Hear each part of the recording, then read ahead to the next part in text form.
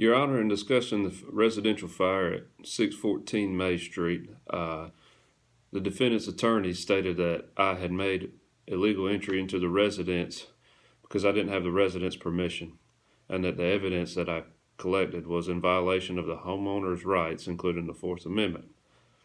I think there's several facts to discuss that would be in opposition of what the residents and the homeowner's attorney had stated.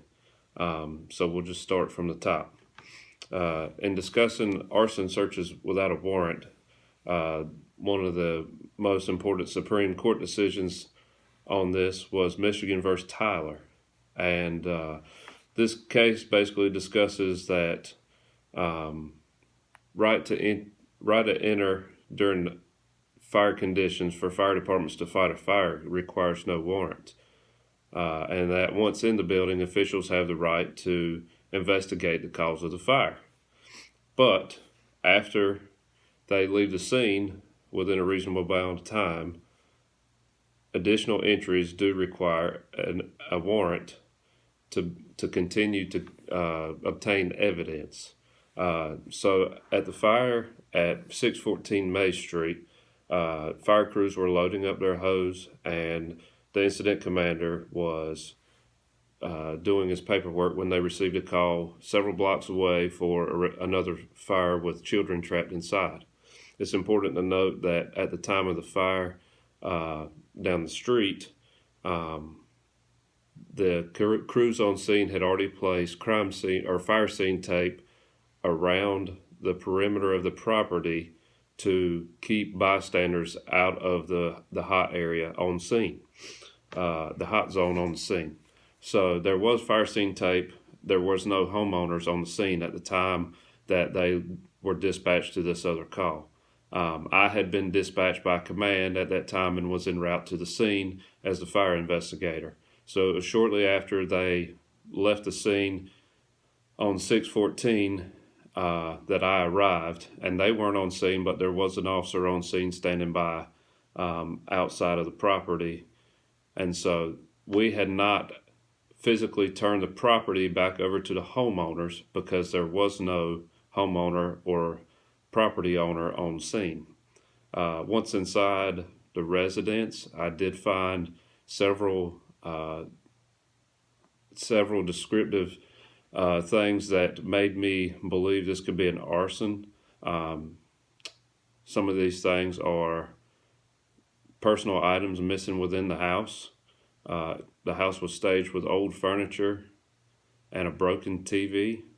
Once I was beginning my investigation and took pictures inside and outside the house, I noticed a melted device behind the TV that led me to find a pour pattern behind the TV leading to the kitchen. And a pour pattern is when arsonists use an accelerant to attempt to start a fire.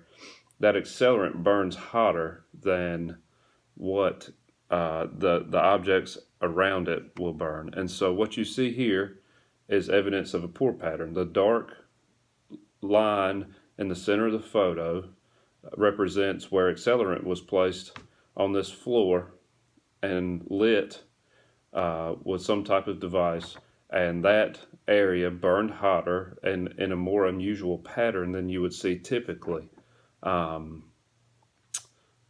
So that's what the pour pattern looked like behind the TV leading to the kitchen. There's common signs of arson also that we found on scene, and that is important to note just to be able to hear this case. Some of the common signs are a large amount of damage, which we did have a large amount of smoke damage throughout the house. There's no V pattern and high heat stress. And what a V pattern is what you see here behind the piece of furniture. It looks like the fire was hotter towards the bottom of the photo.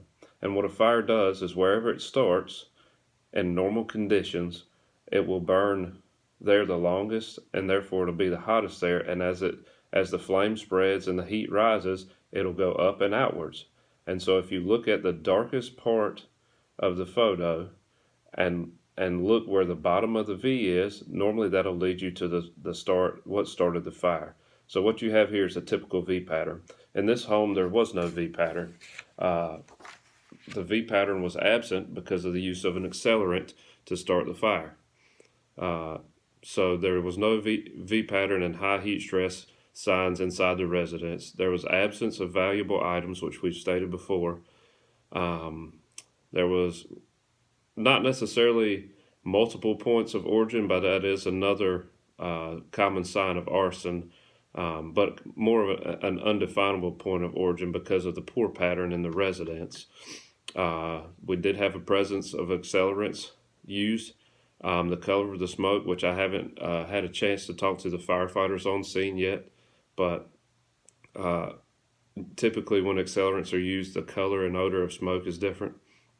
And so there's several reasons that we should hear this case. And the main point I would like to make is that with the crews leaving the scene to respond to another structure fire where there was children and victims trapped inside, the scene was never placed back in the hands of the property owner.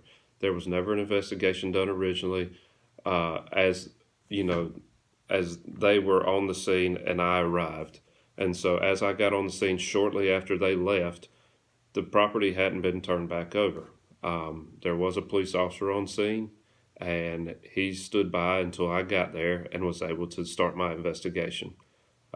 So that's the reasons we should be able to hear this case. Thank you.